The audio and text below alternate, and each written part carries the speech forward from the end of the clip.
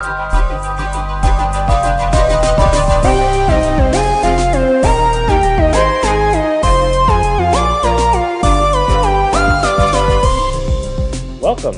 to the Common Geeking Program, a book club podcast where each week three of us read up on a topic, then discuss it from a geeky, nerdy perspective. This week, I am your host, Keenan. I know you missed me, and we will be discussing The Darkest Dungeon and storytelling that is told through mechanics, so I guess mechanically driven narratives. I'm joined by two people, each of whom has selected a domain that they think connects to our topic and theme this week. We'll see if they're right. They are... Hi, I'm Taeemul Chowdhury, or Chowder, whichever you prefer. I will be repping the indie game Diaries of a Spaceport Janitor. Cool. I am Jahnavi, and I will be repping a game called Kindergarten. Cool. All right, so... we're going to start by summarizing our topics and domains before we openly discuss. Finally, we'll close with a competitive rating section to determine who best contributed and whether today's topic is enjoyable. So really, they need to please me through the course of this discussion. Let's get started.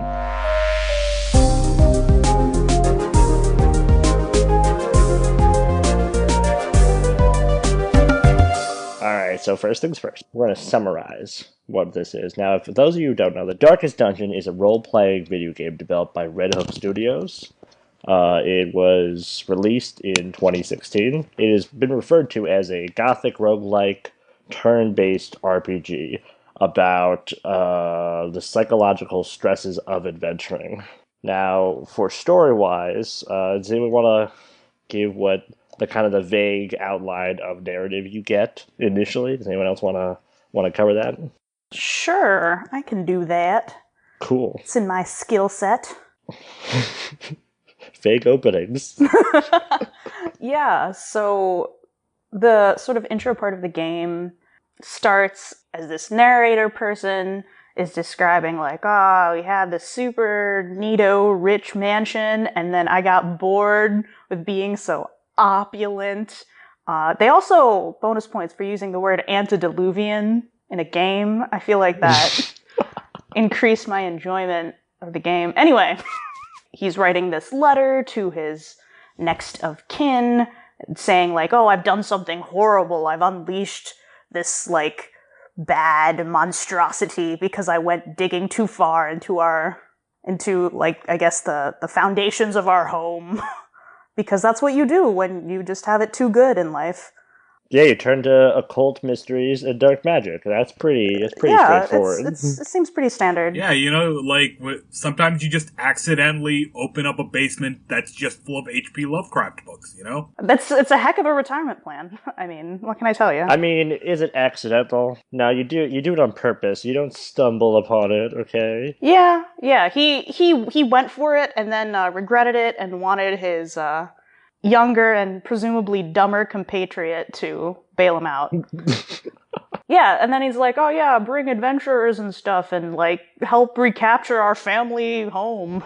Because things suck here now. Yeah, look, cosmic horror, Lovecraft. Yeah, very well summarized. Basically, a rich guy for the story that we were given is writing to you, and you play as kind of like, the descendant, the heir to this guy who's never really named other than then being called the ancestor.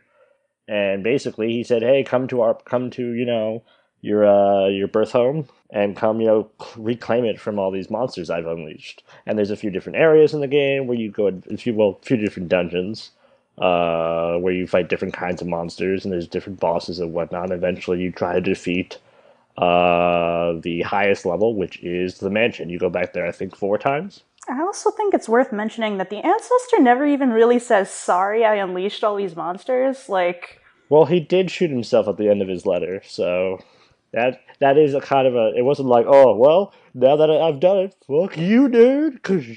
I know, but there's an escape shooting yourself and I believe I'm executing myself in justice. So, I don't know. You're right. I would say it's more in the middle right there. But he never explicitly says, he does say it's all my fault a bunch, though, but he never apologizes for it. But he is remorseful. And Chowder, can you explain the gameplay for it real quick? You know? All right. So the main crux of Darkest Dungeon is two parts.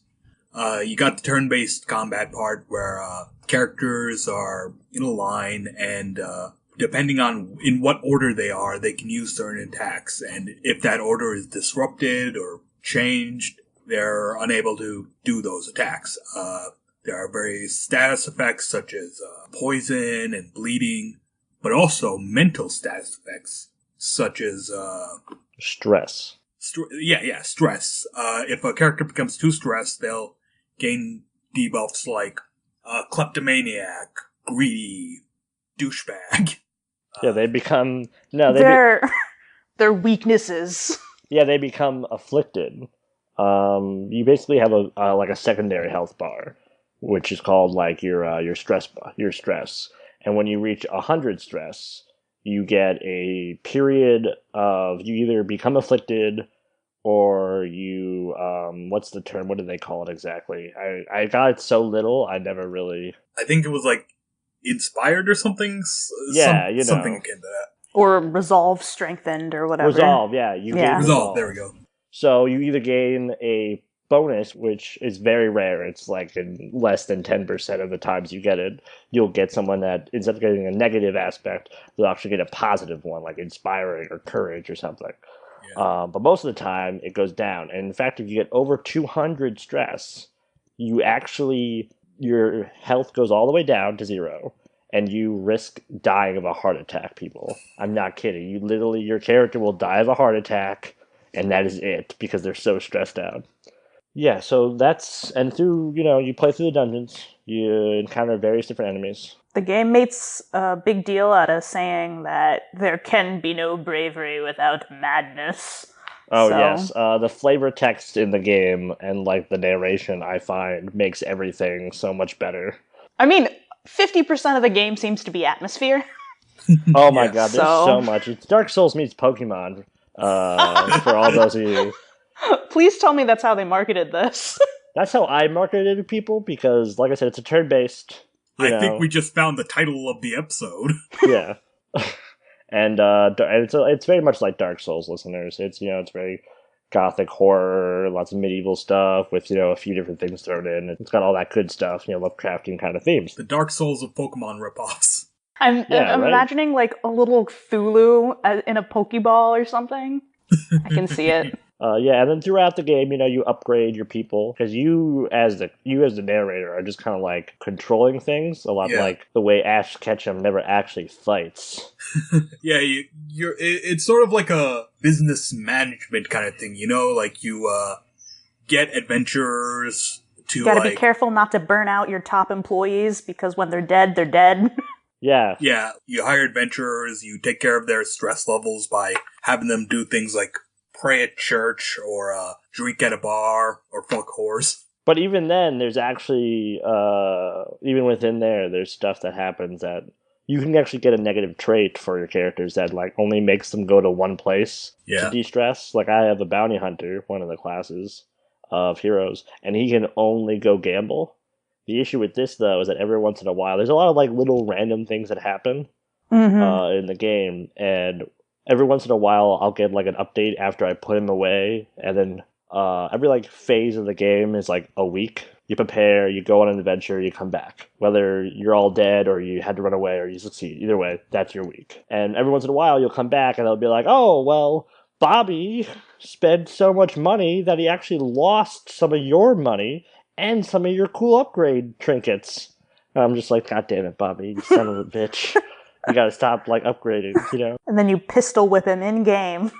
Oh, man, there was one character who lost me so much, I dismissed him on the spot. Just because, like... It's not worth it. No, it wasn't worth it. It was, like, a low level. I was like, I don't even need you, man. Would he grow... Okay, so can characters, like, negate some of their negative tendencies if they increase, or, like, if they continue? Yes. Yes. In some ways. But it's really expensive to do that, so... Yeah, you can actually go to one of the upkeep places is the sanitarium, and you go there to... A sanitarium that works? Right? In this environment? Of all places? It's weird. You can pay again, it's really expensive. Yeah, you can. Yeah, it's like one of the most expensive things in the game. Oh my goodness. You can pay to either get rid of negative quirks, or you can pay to be like, hey, I really like this one quirk, and I really want to keep this. So you pay money for like make them really good at fighting in certain areas, or that they're more likely to have better resolve and that kind of stuff. Yeah. So like, it's not so much that they cancel each other out; it's that you can manage it. Yeah. Oh, big important thing. A lot of these things, the gambling, the upgrades, the sanitarium, they all cost money, except for the adventures do not cost money. They come from, like, the caravan. The stagecoach, yeah. The stagecoach, yeah, where you can just go and hire people for free, I guess. And yeah, they're usually, the trade-off is, though, that unless you really upgrade that area, they're low level. Yeah, exactly. They're like 0. Like, I think the highest I've ever gotten is like a level 4 out of 6. Yeah. It's kind of the highest you get. And that was after a lot of, money being put into it and upgrading a lot of skills. Also, in the turn-based combat half of the game, there's a mechanic of the torchlight where, oh, yes, the torchlight. Yeah, like the brighter the torchlight, the weaker the enemies you fight are, and the less stressed your adventurers will become. But the darker it is, you end up fighting more monsters and get more stressed, but the loot is much better. Yes. So you can pay for all the therapy you need to get over it. Or what some people advise doing. And what I do. Yeah, what he does is you can just get a bunch of fresh people. Oh no! Shut off the lights. Give them no extra really good, like, trinkets or anything. Send them into a dungeon, have them, like, rake up money, get really hurt in the process and really stressed out, and instead of going, you earned rest, just be like, goodbye. Like, just dismiss them all, hire more people, and do it over again.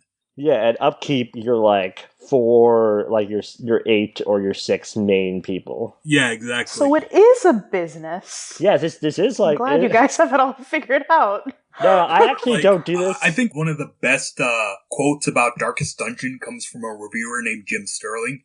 He says that the best way to succeed in Darkest Dungeon is to put yourself in the mindset of a wannabe sociopathic CEO, which is very accurate. Yeah.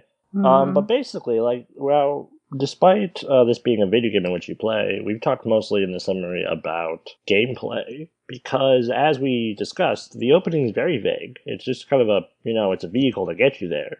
And then from there on, there's no real narrative besides you finding out more information. Whenever you go confront a boss, your ancestor will recount how this boss came to be. You know, like there's a boss called the Swine God, right? He has 3 different incarnations. Just like all the bosses, you have 3 different versions of them. And basically, he'll just be like, oh, yes, I remember that. I kept trying to summon a demon, and he needed, like, a form, and so he took this pig, and it was expensive and gross, but, I had so much money.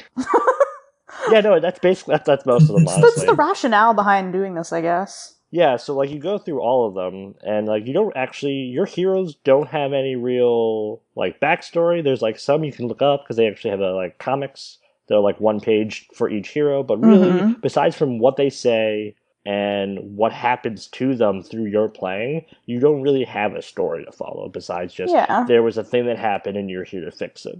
Yeah, you the kind of motive I guess you get is just like restoring the family honor, which I mean could also just mean like getting a lot of money, like how people do through adventuring. Yeah, but like what even is your family? You don't even really know besides this one guy who tells you about it.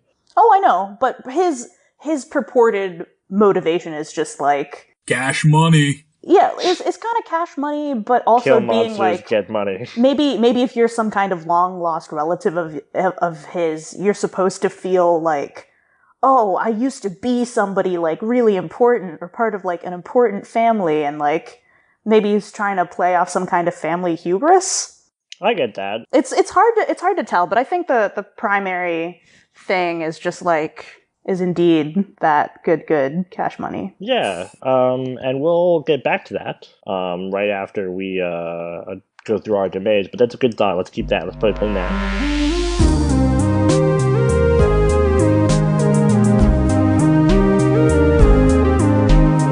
So, first thing, let's, like I said, let's move on to the domains.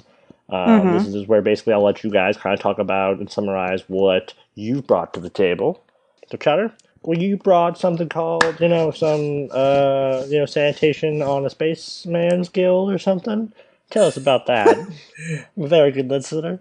So, Diaries of a Spaceport Janitor is a game that's about, you play as this sanitation worker who lives in this fantastical world where heroes are constantly strolling by on their way to their next adventure, their next dungeoneering and stuff. But you are not an adventurer, but she wants to be. One day she decides to go, fuck it, let me just go into one of these dungeons. But bad luck strikes when she accidentally gets cursed. So you're just living out this character's day-to-day life, trying to scrape by, making money, and try to get enough money to pay to get the curse removed. And and the reason I chose Diaries of Spaceport Janitor is that it is a game that is very bleak and very tiring to play because you are put in a very disadvantaged this situation. You are basically playing a character who is constantly in poverty. You get paid depending on how much trash you collect, and nice. And how much you get paid is not very good. You can also try to make extra money by taking some of the trash and selling it to various merchants throughout the city. But what they're buying at any given time is random, so there's no real way to predict what you can sell them or not sell them. So they made it to space, but they don't have Craigslist anymore? Also, we still have janitors? No. Yeah, pretty much. Yeah, and there's a day-night cycle, so you only have so much time to do stuff. Oh no. You have to make sure to pay for things like food, medicine, rent, all that type of stuff. Well, it's not very realistic, but okay. Yeah, who pays for rent? Or food. Who needs either of those? Yeah. Medicine? Jokes. So, yeah, you're always on the razor's edge of poverty, scraping by and just trying to make just enough money to survive. And things can go wrong, say a guard might rob you because he thinks he can just do what he wants. He thinks you can't defend yourself, So you have to defend yourself? Well, it sounds like he can't. Yeah, do you defend yourself? Nope. You can't. Oh. What? Alright, so this whole game is this, or does it go any further, or? Yeah, eventually you can, get the curse removed, but you're still poor. And, the thing is, the game is, full of hints of, there's something bigger you can be a part of, but not really, because, throughout the game, you'll, see, heroes, drop items spell tomes and, used up bullets or whatever, and it's, the kind of stuff you'd see in a normal game, but, you can't use it because you're not rich enough. There will be vendors who sell, armor and amulets and stuff, but, they're so expensive that you would never be able to afford them. There is a price on them, and you could theoretically get to that price, but it's never gonna happen, so... Alright.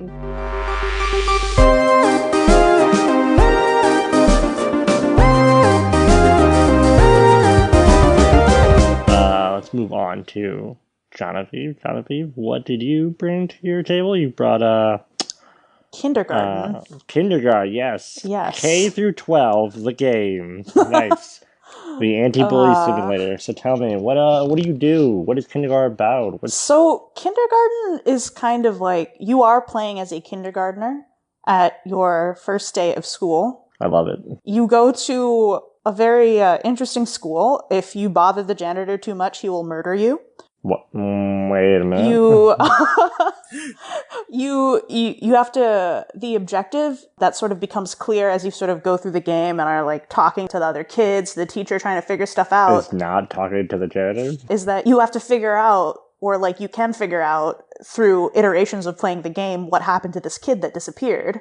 And in case you want to play it, I would recommend Kindergarten. It is very dark. It is very funny in its dark way. And I mean, you should have been sold at child murder, really. I mean, who says I wasn't? So the gameplay aspect of this is sort of the detective problem-solving aspect of it. You have to sort of go on quests for different characters, which will help you acquire different, items you need to do the quests for other characters, and eventually you get to the end of the game, There are a lot of really interesting characters in there. You have a kid that's like a bully. No. You have like a little the girl version of a bully, which is a lot like a bully but different. I mean, yeah, kind of. I'm just picking on you. Yeah. So there's a kid who's just like, you know, the kid that's a little weird that nobody else really seems to like. He just collects chicken nuggets and has made like a pit full of chicken nuggets on the playground. Seems a waste of chicken nuggets, but all right. Yeah, so like it's really a game that it is kind of like all about the characters and the strangeness, the absurdity, how everyone kind of sucks except for like a couple characters. Everyone sucks. And it's a lot of fun to just sort of be like, all right, how do I solve this puzzle, like given the like surreal logic of this game, especially since you need to do certain quests to get items, and then you end up going through, like, kind of the same day again. And that's never exactly explained when you get to the end. So it adds to this kind of, like, surreal element of, like, all right, I gotta figure out, like, what to do now, given that I have this, and that. So that's Kindergarten. Dope. I love it. Dun, dun, dun, dun, dun, dun.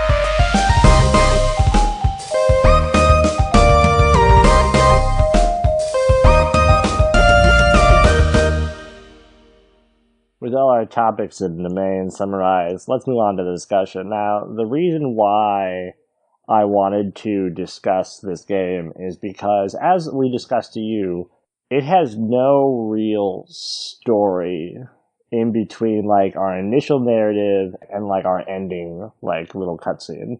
Other than that, there's, like, nothing really there besides, like, flavor text that you can learn. And, like, some slight flavor narration. And who lives and dies while they conquer darkness. Yeah, basically, you know. In the game. Getting the treasure is the first part. The second part is making it home. It's like, oh shit, man, you're right. But basically, through the way you play the game, that's where the story comes in. Because odds are, most of your, like, negative quirks don't come from just random things. One time, I kept using this one guy to, like, because as you travel the dungeon, there's basically two parts of the dungeon. There's a room, and then the corridor in between rooms. And you have to walk through the corridor. And when you're in the corridor, there's things called curios, which are like just random things. Like a pile of bones, a tree stump, a sacrificial altar, you know, a confessional booth. And you can choose to interact with this with one of your characters that you have in your line. And sometimes it's good, most of the time it's bad, and sometimes literally nothing happens. It's like, sometimes a tree is just a tree. But, like, one time, I kept using this one guy to do it, and he became a kleptomaniac. And because he was a kleptomaniac, he would then, if I had him in my party, he would steal stuff from other party members if I found gold and stuff. Like, I would find, like, 10 gold, or, you know, whatever measurement, and he'd be like, that's mine, and then it would disappear, because it's his now, I guess. It was great. But the Orange Lantern Oath. But I think the best story that I have for, like, how this game makes story is how Mauricio almost wiped my party. Now, Mauricio was a crusader, a knight, basically. And Mauricio was the crusader is basically only effective in, like, the first two spots, right? Yeah. He's a heavy hitter, you know, they can take damage, and they can deal it out. And they have a bunch of stuff that's usually about, like, amping up their own attacks. And maybe they're very inquisitive if they're Spanish. Yeah, right? And very, actually, there's a few that are, like, holy proclamation, and, like, calling things heretics, basically, you know, it's great. Well, basically, I was in a dungeon, right? And I had my 4 people, and I was going through, and then Mauricio got so stressed he became a coward. Cowardice happened to him. And he ran to the back of the line. Now, by moving to the back of the line, he then became useless. There's no abilities he had I used in the back 2 spots, right? However, everyone else also became useless. So instead of, like, actually attacking my enemies, I couldn't. I had to spend, like, the next 5 rounds just moving everyone around. Except, fun fact, they could still attack me during this time. So I lost Mauricio, and then I lost someone else. And then finally, I tried to retreat. Now, to leave an active battle, you have to select someone to stay behind and give you time, right? And they may not make it. So I had to leave behind Dufour, my plague doctor, who sacrificed herself to get the final person out, and she died. and then that person left. So because Mauricio became a coward, he abandoned his post, killed 2 of my best people, and led to the death of a 3rd. So, well, he was one of my people, but I also really want to point out that you phrased it like cowardice happened to him. Well, that was the affliction that got... So, I mean, I'm curious to know if that is how you perceive the things happening in this game, as in, like, because of the situation that you put these people in, it feels like the stuff is happening to them, not an inherent trait of theirs in some way. Well, it feels like the stuff is happening to them, like, you are responsible for their misery, and so... It's very much like a what the hell player kind of thing, Oh, I was just going to say that, like, yeah, it's true. It does feel very personal, but also because of, like, these things are, like, personal things that happen. It's like, oh, he lost an arm. It's, like, these mental, emotional things that happen. You then attract it to the players. And even though these characters don't really have any unique features besides you can change their color scheme and you can change the name they're auto-generated with. And that's pretty much the only real distinguishable thing that one Crusader gets from a different Crusader. Besides, maybe switching around his ability set or his like personality quirks, which are like the afflictions and, the negative and positive quirks. Yeah, I mean, the game seems pretty invested in highlighting the weakness of man, in various different ways, and, like, but the attitude of, like, these negative, like, traits are kind of imposed upon your characters seems to reflect kind of the main narrator dude, who, I know that, like, when he expresses his, like, regret at the beginning for doing what he did to unleash all the horror, it seems to me like he regrets more what he lost than he, like, regrets doing a bad thing. I get that. So, anyway, I thought that was an interesting correlation. Yeah, that's good. I was just thinking that, like, I agree with you that it does feel, and I think that you're supposed to feel like you did this, because the thing is, these characters, like I said, they don't really have any personality unless you attach it to them. And the way that's formed is the game generates these things happening to them that makes them this way. And like I said, even though in reality all I did was play a few turn rounds and click a few buttons, and like I said, it's turn based, and then some of my people wipe. Instead of that, I got this whole narrative about Mauricio facing these terrible ghouls. Mm-hmm. And then becoming scared, abandoning his people, getting himself killed, leading to my, a death of another, and then finally a heroic sacrifice. Even though this is a very, like I said, this isn't like, none of this is expressed in game, but because of the mechanics, it then makes the player feel as though these stories develop. Because of the mechanics within the game have given you things. Yeah, it kind of lets you discover stories and stuff that happens as you continue. Yeah, it's the strength of video games. Like, while the developers dictate what the nature of the story is, ultimately the player gets to tell their own story, It's just something that Darkest Dungeon takes advantage of. Yeah, I also thought it was interesting in that, like, in other sorts of narrative games that are more like choose your own adventure, like your choices matter, you can get, like, various different endings, but in this one, it certainly seems like, okay, maybe you have branches to your story, but there's still just one main trunk that, like, there's still a lot of that, like, Lovecraftian inevitability, like, the darkness of the cosmos is our ending kind of thing, the trajectory of what it is, but sprinkled throughout depending on what puny choices you as a mortal make. You have various people, like, just, being little ants. They're scary. Do you want to know why they're scary? 'Cause they're fish. Yeah, sure. So I did like that about Darkest Dungeon, and about how it, even though it has these, like, oh, your choices matter, hey, if someone is dead, they stay dead, like, it still preserves that very, like, atmospheric, dark inevitability aspect. Yeah, that overall theme, of inevitability. I like that. Okay. Do either of your guys' games have, like, stuff that you only get through the mechanics, you don't necessarily get from, like, someone handing it to you on a silver platter in terms of, like, narrative or a cutscene or something? Like, is there any, like, part of your guys' narrative that, like, only the mechanics give you? Yeah. So as I mentioned in my domain, Spaceport Janitor has like these shopkeepers who are selling items, and some of those items are just food that you gotta buy to survive, but some of those are like the equipment of adventurers that are off doing amazing things that you wish you could be a part of, but you can't, and it's not like the game's like telling you this, it's just showing you an item with a price tag on it, and creating an illusion that maybe you could buy it. In a regular game, you'd go to a shopkeeper and just like scroll down the list and see all the armors and weapons. It's like that, but you have no hope of ever getting that. So it creates this sense of like you are locked in this loop that you can't escape the idea that like hard work will make you a level 99 adventurer someday. Is just a pipe dream that'll never happen.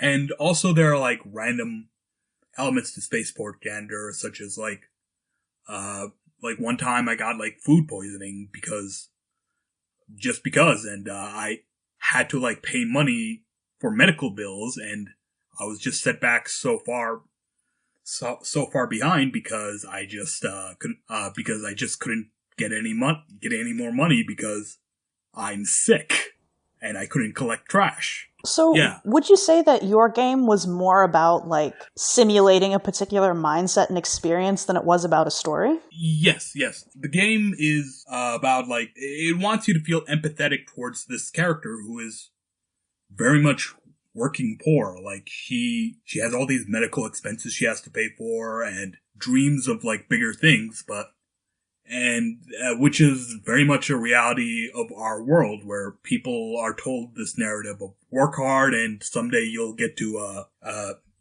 be a millionaire or something, but that's just not a reality for most people. Yeah, so it's less about a story, because it's less about a story as much as it is about creating empathy for this character. When you eventually like break the curse, the game just kind of goes on. You don't, there's not really the end, and then she goes on to have the adventure she always dreamed of. It's more just you keep doing the same thing. Do you think that the character changed in any fundamental way by the end of the game? Like, how did they feel about breaking the curse? Like, did it create some kind of mindset change or anything? Well, the character is a silent protagonist, so she doesn't really talk, Mm-hmm. Yeah, whatever change there is, it's whatever the player projects onto them, like how you project onto Link. Right. Well, no, I don't know, since I've never actually played any of those games, but... Yeah. My bad. I can't say. Like, there are other mechanics, like your character actually can suffer from gender dysphoria, and has to like take pills to not like have that affect their life. But those pills cost money, so that's just another thing you gotta pay for on top of everything. Mm-hmm. Yeah, it's a game about like disempowerment. It wants to be like a marginalized character looking at like these adventurers who in any other game you would be playing as, and just thinking about like what is it like to be a side character? Well, that's kind of interesting, because that, I think that it kind of like applies a realistic approach to that genre, a little bit like the way the Darkest Dungeon does. Yeah. In the way that it's like, well, I mean, adventuring's pretty cool, but like, doesn't that sound like that would mess you up after a while? Like, you can't just keep fighting horrific monsters all the time, Eldritch beasts gotta, make you feel uncomfortable every once in a while. And then yours is like, well, I mean, that's cool, but like, who's cleaning this place? What about all the janitors on the desk stone, Yeah, exactly. Like where Darkest Dungeon puts you in the position of like the head honcho, the guy in charge of everything, making the calls on what these adventurers are doing and going and fighting. Spaceport Janitor puts you at the bottom, making you the one who's like a faceless peon of space. A peasant, really. A lot like a kindergartner. You got no real personality. You're just a kid. Jahnavi, that's your cue. But Jahnavi, in your game, does there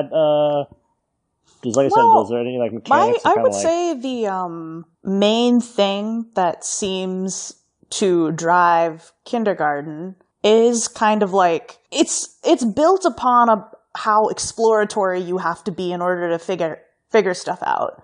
and to figure out, like, okay, what do these characters want? Like, can I successfully complete, like, the storyline or quest of this one character so that I can, like, do something else? And finding out about all of these, like, interconnections and through this sort of surreal logic that kind of skates over some serious issues but treats them comedically. Like, so I think that this game is like the kindergarten game is more about plot than it is about atmosphere, because you have the storylines of each individual characters, which you have to go through and like talk to people, figure out what they want, make the correct choice so that you don't like either get killed by somebody or time it right. You only have a set number of actions sort of per scene or per time of day. And you have to use them correctly to like complete a quest and hopefully get something out of that, or like curry favor with somebody in order to, you know, sort of get what you want, discover more about like what happened with this kid's disappearance and stuff like that. So it's actually very narratively rich, and you have to, you know, but there is such a thing as like, oh, you're making the right choices in the right order to get what you need to figure out what's happening.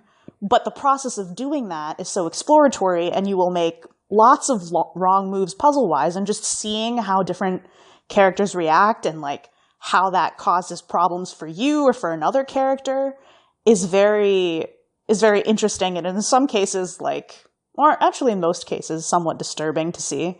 I would say that the mechanic of this is more of sort of putting you as a player in the position of like, oh, haha, how do I kindergarten?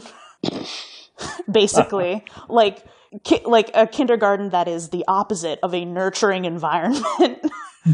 Like a very like you have to solve all of these like kind of somewhat high level things in this veneer of an elementary or like kids environment.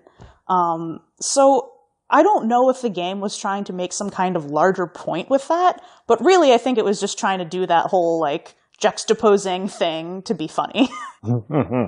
So I think that the way that the mechanics kind of play into this is not like in Taeemul's game or like in Darkest Dungeon, where the point is to sort of like create an atmosphere and a mindset, it seems like, but it was to sort of touch upon like all of these bonkers storylines in the quest to resolve the like bigger story that's trying to drive you through the game. Well, I guess that could, you could say that does kind of put you in the mindset of a kid. I mean, at a kid, you probably thought that those were some pretty, you know, important things that you were solving, and the janitor probably was really scary, you know? Mm-hmm. And like, also sort of, it's more like, okay, if the conspiracy theory was real, sort of, and just like being a kid there and like having no context as for like what's going on initially, or like what are you even supposed to do at kindergarten, like you do have to kind of discover how to resolve anything as you like continue to go through these iterations of a day. Yeah, I would say that it's pretty puzzle heavy. It gives you a lot of kind of like dark material, but doesn't engage with it in a very serious way in the way that Taeemul's game does. What was it called again? Diaries of a Spaceport Janitor? Yes. Oh, okay. Cool. I wasn't sure if I got that right, but yeah. Yeah, it's great. I love it. No. Do you guys feel as though, like, when you get a game, do you feel like the mechanics really affect gameplay in terms of narrative, or if they should just be, like, about gameplay? Or do you think that there should be a separation, or do you think that it doesn't really matter? I think if you have a narrative, and if as a creator you want to highlight the narrative as like, oh man, this is the point. Because like a story is kind of a sweet spot of a lot of different elements, right? There's the literal like chain of narrative events. Yeah. In some stories there is like some kind of point or moral that the storyteller is trying to make. And there's also then different sort of spicy elements like the atmosphere and like various ways that you express what's going on and point of view and playing with how is the story being told? Are you playing it in kind of like real time as you go through like the world of the game, first person like? Are you like one step removed, sort of like how you are with Darkest Dungeon? You're like manipulating all these characters like pawns to try and reach some kind of final end? Is it more like, oh, you're kind of playing it sort of like a platformer and you see this character go through things, but then the story is given you through given to you like in cutscenes, sort of more like a video or like someone's reading you a comic. So, like, there's all of these elements to what makes a story, and if that's the point of your game, I mean, I'm a proponent of you have to do everything to highlight that story the best you can, Right. if it's for telling a story. But if the important part to you is just like, hey, wait, I want to give people a particular kind of experience, an experience is a little bit more of a fuzzy thing than a story is. Like, Right. you can have kind of a story part of that in that, I really just want to have, like, a motive and, like, some kind of conclusion. I don't really care about, like, the nitpicks of this and that. What I really want is to highlight, like, this characteristic. And I want this to be kind of, like, a playable thesis of a particular mindset or something. So... I do have opinions. I do have fucking opinions. I know, but what about this one? Okay, so general rule of thumb, I say, if it works, it works. So if you have the story and gameplay mix like oil and water, but it works for the game, go for it. But I feel like more often than not, it's best to have the gameplay work together with the narrative. Like, I'm of the belief that, like, if you have a sort of story or mood or atmosphere in mind, you should make mechanics that fit to that. Like, Darkest Dungeon and Diaries of a Spaceport Janitor have a theme of capitalism sucks. And in order to do that, they have mechanics that show why capitalism sucks. Like, if they did what most other video games did and, like, you know, had you have a sense of ongoing progress and constantly on the winning end and never making sacrifices, that bleak narrative wouldn't come through. But because Darkest Dungeon encourages you to take the cruelest path possible in, like, sacrificing people as pawns in a bigger ploy to get cash, and where Spaceport Janitor, like, constantly has you, like, just barely scraping by, no matter how hard you try. They help to convey what it is they want to convey to you way better than, or reading someone say capitalism sucks. Cause I think that kind of plays into how video games can help get a point across better than sometimes just talking to people can. Because it does give you that avenue through which to, like, experience something. Yeah, I feel like that is a solid point, my friend. All right. Well, does anyone else... we're just about at time. So I was wondering if you guys had any sort of final thoughts about these games or anything in general that you wanted to express? Yeah, I got a final thought. Fuck capitalism. Oh, shit. It's pretty aggressive. I think you could get a pretty good discussion, some quality discourse going on, like, Lovecraft capitalism intersection of, like... Well, Lovecraft was a capitalist. Yeah. Yeah, like, you just find, like a Lovecraft book hidden within, like, Marx's Capital, and within that, you have, like, Keynes and Hayek, and, like, I don't know. It would work. Kind I of. love it. But, yeah, I don't... Just write a book where it's Atlas Shrugged, but, like, everything Ayn Rand is just Cthulhu. Like, like they all say the same things, ramble on about the same bullshit about objective truth in architecture or whatever, but it's all Cthulhu. Atlas Shrugged at Ryan, like the Froggen, or however you say it.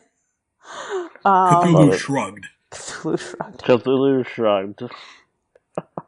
That sounds like some great urban fantasy shit. Yeah, like Cthulhu Shrugged. The mind flayer thought, I have to build this railroad. See, we're back to shit posts. Yeah, I love it. You know, let's combine them. Cthulhu Shrugged. Yeah, I guess I don't really have a final thought. I would say that playing these kinds of games has sort of helped me understand why, or ways in which a game that has a narrative element doesn't have to lean all the way into that narrative element all the time, and that the game can be about, like, a feeling and experience more than about a story, which is not something that I'd experienced very well before. So Thanks for That's picking cool. Darkest Dungeon as a topic. Thank you. Yeah. Thank you. That's a very cool thought. I really liked what they had to say. Dun, dun, dun, dun, dun, dun, dun.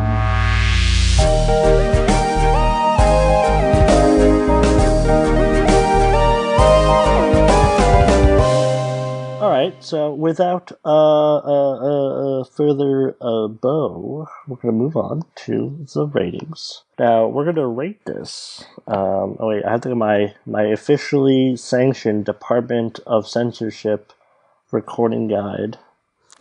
Thank you both for an adjective, an adjective discussion. Okay, no. No, that was great. I really liked both of them, but everything you guys had to say.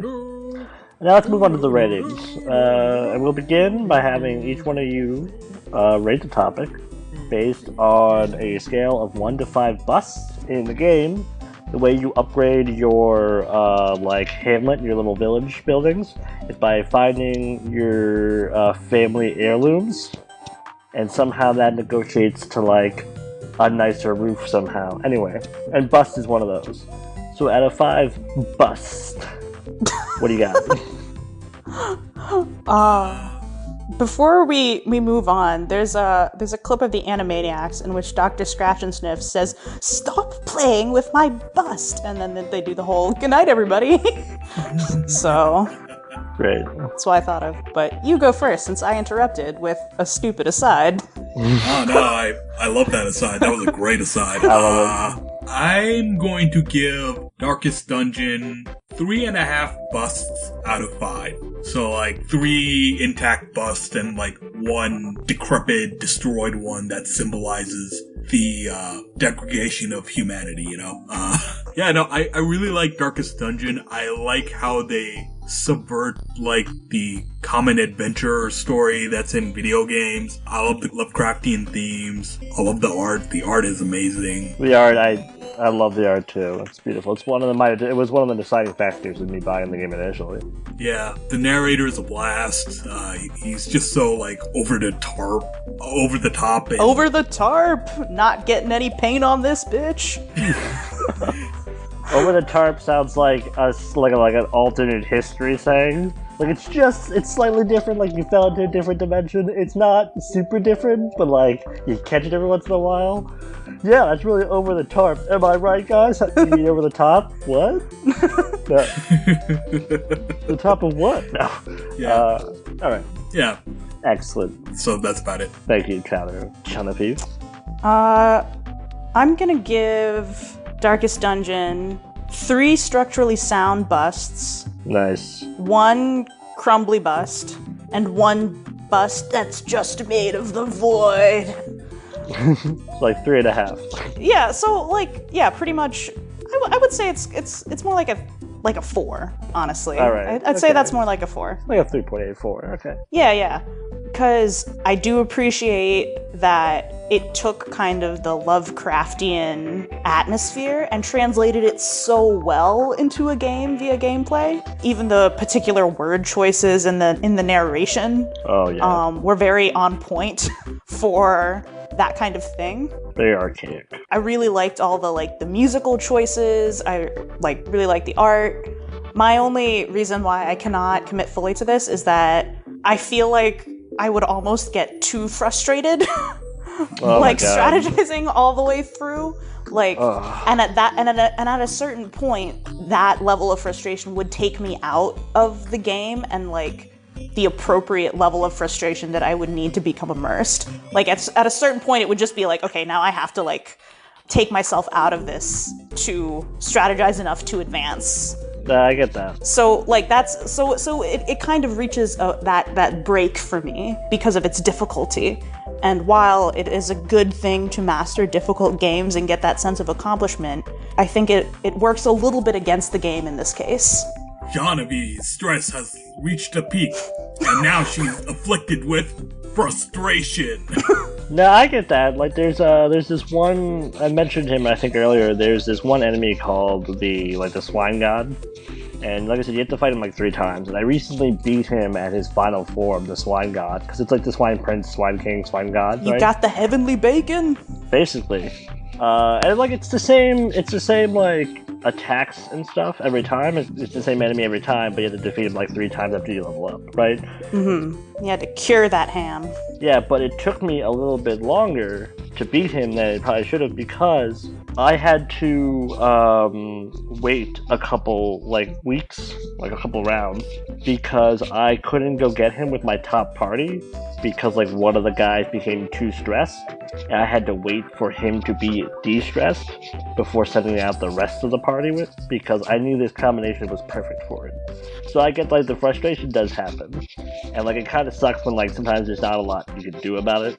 Mm-hmm. Like I had recently against a different boss, the Hag. Oh, the Hag's so annoying. I had one of my best healers, the Vestals, die because they were constantly being taken out of the rotation and put in like the cauldron to be cooked by the Hag, and it eventually killed them. And I couldn't free them, even though like the Hag wasn't that hard to beat. Why couldn't the Hag just be a vegan Hag? Come on. I don't know. I mean, I guess human I guess like it's the murder aspect. Yeah, although I think being frustrating is like kind of a part of the game, like for sure what the game is trying to do here. It is for sure part of the game. Yeah. Yeah. You should be frustrated with how much you love it. So, alright guys, so now let's move on. You know, I've enjoyed all of you, but unfortunately now I have to choose one of you to, you know, receive a gold star. In this form, the golden torch. In the game of the Darkest Dungeon, light is very important. If you don't have light, it's harder to do things, but you get more crits if it's darker somehow. But you're more likely to be surprised. That's why I'm surprising you all by giving Jahnavi the golden torch. Whoa. Heyo. I really liked your analysis. It was close. There were really times where I was like, oh man, I don't know who I'm going to give this to. You guys were stressing me out. I was about to become like cowardice. You had to pull out your torch to replenish your... Keenan was afflicted with indecision. Yeah. But I really liked the way you kind of like delve deep into a bunch of the themes and like how they relate to mechanics in general. Chowder, I did like a lot of what you had to say about capitalism. Very classic, you know, classic Chowder. If you don't know about Chowder, Chowder is notably about how we should fuck it. Yeah. But yeah, so that was my thought process. You know, now I'm gonna read this silly little outro, but with my own spin on it. Now that is just about the end of it. Thank you, listeners, for listening, doing what you do best, to the Common Geeky program. I am your host, Keenan Kodesh, and you can find me... Oh, crap, I wasn't prepared for this. And you can find me, you know, probably... Oh, crap. No, I can't think of anything. Oh my god, I'm drawing a blank. I don't know if you guys actually listen to the things I say, but I usually try to think of something ridiculous way to find me. In his own dungeon. Yeah, I don't want to... I'm not trying to come on to the listeners. I mean, I am, in a way, but not like that. Oh, no. Once again, I am your host, Keenan Kodesh, and you can find me pretty much, you know, I'm already there. Just like, you just have to think of meeting me and I'll show up. It's telepathic stuff, listeners. Come on, get with it. Oh, shit. It's 1983. We're all, you know, immortals. Everyone uses magic. Anyway... moving on. I've been joined by my lovely friends. Chowder. Hi, I'm Taeemul, or Chowder, whichever you prefer. And you can find me on Twitter, at Taeemul Chowdhury. You can see how that's spelled in the description. I do art stuff there, so... yeah. Art. Go there for the art stuff. Yeah, I am Jahnavi, and I'm also on Twitter at JKIR1. If you would care to see what I Twitter out into the Twitter sphere. I think it's tweet, technically. I'm just Don't saying. tell me how to live my life. Don't tell me how to Twitter, right? It's my life. It's now or never. I ain't gonna live forever. I don't think, you know, you should, like, communicate via Bluebirds ever, but that's just me. And next week, I don't know if you guys have heard about this. I believe one of you two are hosting our episode next week. Which one of that is it? Yes, next week I am hosting that episode. I love it. I totally did not record that episode today at 11 o'clock a.m. Cool. So tell me, what will you record in the future, unless you're trapped in the present? Well, I will be recording and have not already recorded because it's in the future and not the past or the present. Oh man, this guy's so trapped in the present, he's tied up with gift wrap. Oh my god. I will be talking about To the cardboard. Edgar Wright, and just having a episode all about Edgar Wright, his style, using Baby Driver as a focal point. How he rights cinematic wrongs. Okay. No, you don't. Mumble. Okay. Yeah. There's less capitalism in that one, hopefully. Yeah. More populism, though. And when will that one be airing? That will be airing someday, eventually. I don't know. Someday, Barnaby. That will be premiering the November 2nd, I believe. November 2nd. Yep. That's coming out November 2nd, folks. Tune in for Edgar Wright. Watch up on your Canelo trilogy. Watch Baby Driver, you know? Yeah. Baby Driver. Image search him. Then get bored with his movies and watch more, like, Simon Pegg movies. And then, like, maybe find a few obscure Nick Frost roles that you can find. Like Attack the Block, where he played a drug dealer. Oh, man. Is this just a list episode, or just gonna bombard people with recommendations? I love it. Let's do it. As always, folks, Now, for all of you out there in the intersphere, or radiosphere, or human sphere, or I'm not sure if we reach across dimensions, but any of those in the Eldritch community, we try not to discriminate. You can follow us on Facebook or Twitter at Geeking Program. I'm not sure what the parallel is for dark dimensions where light and heat has never been felt. So you can, I guess, Google that. I'm sure they have Google in, Follow us in the absence of spirit. Exactly, Now, any engagement, such as sharing a post, tagging us, or tweeting hashtag CGP or hashtag Codish Cult, will enter you into a raffle where you get to pick the topic for our future episode. Picking the topic. Reviewing us on Apple Podcasts and in your heart is a critical help to growing our show, and we'll read new reviews on the air. We'll do it. Do we have any new reviews? Not that I know of, no. Alright, well, I guess we don't have any new reviews, so we'll just, we'll ignore this, and then, whatever. Anyway, thanks for listening, subscribing, sharing, and everything. We appreciate it. We'll talk to you next week, and I hope that you all feel great and aren't in danger of any occult sacrifice. Be well, listeners. Goodbye.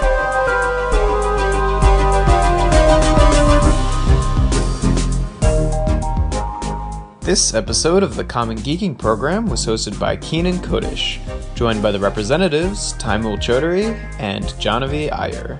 This episode is sponsored by nothing, because fuck capitalism. Am I right? The podcast is created and produced by Colin, Ketchen, and Jeff Leavitt, with this episode edited by me, Jeff, as well as Taeemul Chowdhury, and featuring original music by Colin Ketchen. Next week, we're going to be talking about Edgar Wright and Baby Driver specifically, so be sure to tune in for that on November 2nd. And as always, thank you for listening to this.